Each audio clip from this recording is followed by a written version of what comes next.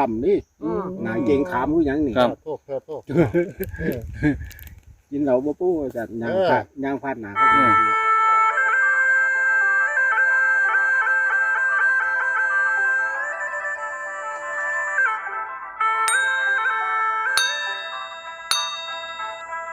นี่ก็เล่าอย่างนี้ เป็นยังไงปูก็ว่าร้อง ย่างก็เป็นในป่าผมก็กินยำ อ้าว เอาน้ำขึ้นมาเว้ย ย่ำมันแรงไปเว้นที่ตกดินอ่ะ โอ้ ย่างก็ไปประกวดว่า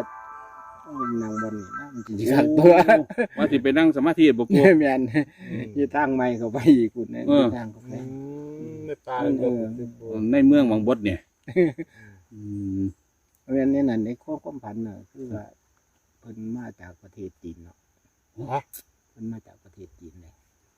ในความฝันของปู ฝั ฝั น น ว่า ว่าเพิ่นมาจากประเทศจีนพุ่มบ่ปูยังไง ภูมิ พุ่มเพิ่นน่ะ ภูมิวัดเฮาเนี่ย โอ้ เพิ่นมาจากประเทศจีน ก็สมัยโบราณ แม่น ลองเรือสำเภามาตะกี้ ประมาณ มา นั้น หาค้าขาย เพราะว่ามันมีน้ำที่ข้างหลัง อืม เป็นน้ำที่ข้างหลัง หน่วยเป็นทางมากว่าติ ที่พ่นนั่นอันนี้ที่เฮาเห็น ครับ แม่นของเพิ่นเบิด โอ้ บ่ได้แท้โอ้ โอ้มันแทบมันนั่นแปลว่าเพิ่นมาพักอยู่นี่มาตั้งแคมป์ตั้งอยู่นี่กันบ่ เขาเจ้า ก็เจ้าก็เลยผู้เสียชีวิตก็เลยฝังไว้นี่จังซี่น่ะ แม่น อืม เป็นพ่นแม่นหม ครั ด บ เลยมาได้แท้โอ้เป็นอย่าง โอ้ นี้เนาะที่เฮาเห็นนี่เฮาว่าเป็นพ่นธรรมดาจริงๆมันบ่แม่น ครับผม สัมผัสเพิ่นนี่เนาะ จำบ้านเขาเนี่ยเห็นบอกมันมีคามีหยังนะจำบ้านเขาคาธรรมชาตินี่นี่นะบริเวณคาปูนี่นะครับ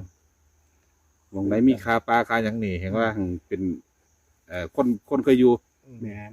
ถ้าเจ้าปลูกแนวอยู่แนวกินน้ำปูเนาะ เขาเคยปลูกนั่นมันมีหวานอันนึงหวานคันเลือด เอาเพิ่นว่าจังไดปูคือได้มาคุยกันบ่กับเพิ่นกับบรรปูพุ่ม เป็นจังไดที่ว่ามกโตพุดเดี๋ยวนี้ คือเป็นนั่งไปหอนขอเอานี่ล่ะที่แรกเป็นขออยู่อันกู้ดูอันที่มันได้ต้นหนึ่ง อ๋อครับผม วันนี้มีผู้ชาย4 คนกินเหล้าบ่ปู้เพิ่น โอ้ โอ้ โอ้ยบ่กินเดียวเบิดมานี่บ่เคยกินเหล้าเบียร์ตัว ส่วนพระ ย่างกายมากคุณน่ะ เพิ่นร่องเนาะ โอ้ บ่กินนะอาตมาบ่กิน ภูมิร่องของ ห้องใส่ได้กินเหล้าบ่ติ นั่งยืนแก้เสือได้เด้ ครับ ผู้ชาย โอ้ ผู้ลำนี่หนาเก่งขามผู้หยังนี่ ครับ โทษโทษ กินเหล้าบ่ปูว่าซั่นย่างพาดหนาเขาเป็นสิละ ครับ 4 คนยืนแก้เสือ ครับ บ่ได้ใช้เสือเด้ ครับ มีเสือใส่ติ เห็นว่าคนสมัยโบราณนี่บ่ใครมักใส่เสื้อเนาะ เพิ่นบ่ค่อยมักใส่เสื้อกัน ครับ มันนี่ก็เลยว่าโอ้บ่อาตมาประสานเหล้าว่าซั่น ก็ได้ย่างกายมาบัดนี้มาเห็นเถาอันนึงนั่งคือสิแม่นภูมิตัวนั้นแหละ ครับ อันบนเพิ่นตั้งศาลนะครับ ผม ครับ โอ้ เพิ่นเอาเพิ่นว่าวันนี้เขาก็สิขายอยู่ว่าซั่นก็เลยว่าขายหลายปานใดขาย 8,000 ว่าซั่นบ่มีเงินว่าซั่นก็เลยว่าอย่างนี้ ครับ ยังบ่ทันอยากซื้อถึงบ่มีเงินก็เลยว่าอย่างนี้ก็เลยย่างกายไปมันถือได้ว่าซั่นผมซื้ออยู่ที่แรกว่าซั่นผมไม่นับมันสงสัยอยู่เรียนอยู่บนสวนยาง บอลสารบนตัง โอ้ เพิ่นอยู่หันผู้เดียว คนระยับมานี่ว่าติคนละว่ามันถือเบิดปู จักเดียวเพิ่นว่ามันถือเด้8,000นะเพิ่นว่า โอ้ ที่บางหันติ แม่น คือมันถือแล้วติ เพิ่นว่ามันถือ8,000นี่เสือโลดเพิ่นจัดเป็นล็อกขายนะครับ ผม แบ่งหลอกขาย แบ่งล็อกขายมานี่หลังจากไปขออยู่หั่นน่ะบ่คักเลยอยู่มาต้นสารมาปัดความสะอาดอยู่ ครับ ป้าใส่กันว่าโอ้ผู้ค้าก็ไม่อยู่ดนน่ะก็บ่สงสารลูกหลานนี่ง้ออายเพิ่นนี่ว่าบ่ได้หยังก็ดีว่า มันก็จมปากจมข้ามไปเนี่ยก็ป้าความสะอาดเลยแต่มันนั่งอยู่เป็นที่ใดที่ดีจะมีแปลงอยู่นะอ๋อเดี๋ยวไปรูปเบิ่งขึ้น6 ตัวเนี่ย ป้าตัว โอ้ 572แล้วก็213 โอ้ บาดนี้ยังบ่ใครอีกดิ โอ้ยังบ่คักอีก บ่เขาอีกเขาไปไหนพุ่นไปเฮ็ดอันที่ว่านั่น ครับผม ไป ที่ ก เขา ดบางที่นั่งสมาธิอะ แม่นไปเฮ็ดทางออกไป ครับ แต่เว้นมันสิตกดินแล้วบาดนี้เลยออกมา อืม ออกมาสิเขาไปใหม่ซั่นเด้ ครับ สิเขาไปจุดธูปซั่นเด้ความหมายน่ะ เขาไปฮอดหั่นน่ะฝนจริงน้ำแต่เว้นก็สิตกดินน่ะบัดนั้นโอ้ว่าตายโอ้ยมันสิบ่เห็นหุงกันนะ ส้มมืดแล้ววะที่ ออกดีกว่าเว้ย อืม ออกมาพอดีมาใกล้ๆหั่นขอเพิ่นอู้ลูกบ่เข้าไปหรอกเอาอยู่นี่แหละลูกย่านว่ะ ลูกสิไปเดินจงกรมอยู่กุฏิพุ่นว่ะ โอ้ ก็เลยว่าจังซี่ ครับ ก็เลยออกมาก็เลยไปจุดได้ออกมา224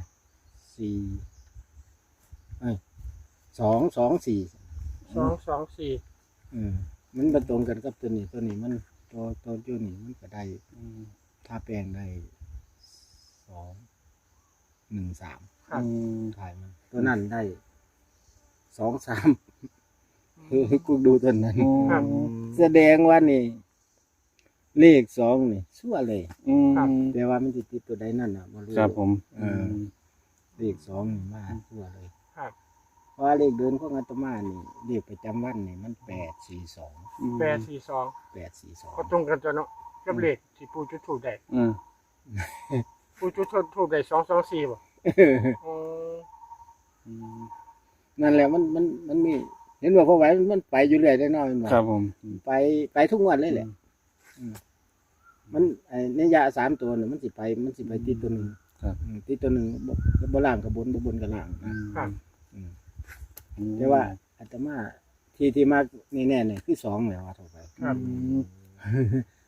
2นั่นน่ะบ่ฟันธงเด้อแต่ว่า2นั่นมาชั่วเลย จะบอกไปแล้ว บอกเขาว่าคันบ่มีตัวซื้อให้ซื้อเลขสงกรานต์เด้อสงกรานต์ตัวไหนล่ะว่าซั่นอันคนปาจีนนะก็มีตัวไหนแล้วเลขวันที่12 13ไม่ใช่เหรือวะเลขสงกรานต์ ก็มาเข้าตัวนี้จ้ะปู่มาเข้าตัวนี้จ้ะเนาะ อือ อืม เรียกแต่สิพิจารณา จุด เอา ทูบเป็นตัวใดกับปู 224 422มันเบิ่นหน้าเบิ่นหลังเด้อแบบนี้เบิ่นหน้าเบิ่นท้ายเด้อเลขอ่ะ22เคยเอานะ221แม่นบ่2นั้น ครับ80นี่80นี่ เป็นศูนย์ที่ เอ้า คือ ขายคนบ่ขายทีแล้วมันถึกแล้วนะ ถือแล้ว เออ 8,000 บาท 8,000 บาทนะ คือสิหลายแท้ เอามันถึกได้ปูตัวนั้น ว่ามันตึก มันถึกตัวนั้นเด้เพิ่นว่ามันถึกเนาะ มันถือได้ที มันถึกแล้วที่ทีนั่นแหล้ว จักแล้ว ให้ผมมันใจ80นี่เดี๋ยวนี้ ว่า ว่าเพิ่นว่ามันถึกเลย เพราะว่ามันถึกแล้วนี่ แม่นบ่ ครับผม มันถึกแล้วเพิ่นว่า เพิ่นจะขายให้อาตมาบ่มีเงิน นั่นแหละครับผมสำหรับทางคลิปสั้นนะครับ FC ก็เอาไปพิจารณาเบิ่งครับ FC ครับผมเลขจุดต้นไม้572213ครับส่วนเลขที่เพิ่นปูพุ่มมาถามขายที่ให้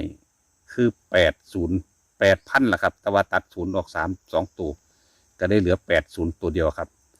ส่วนเลขถูกนะครับเนาะเพิ่นจุดไว้ว่ามันใกล้เคียงกันได้224ครับ FC ครับเดี๋ยว15 FC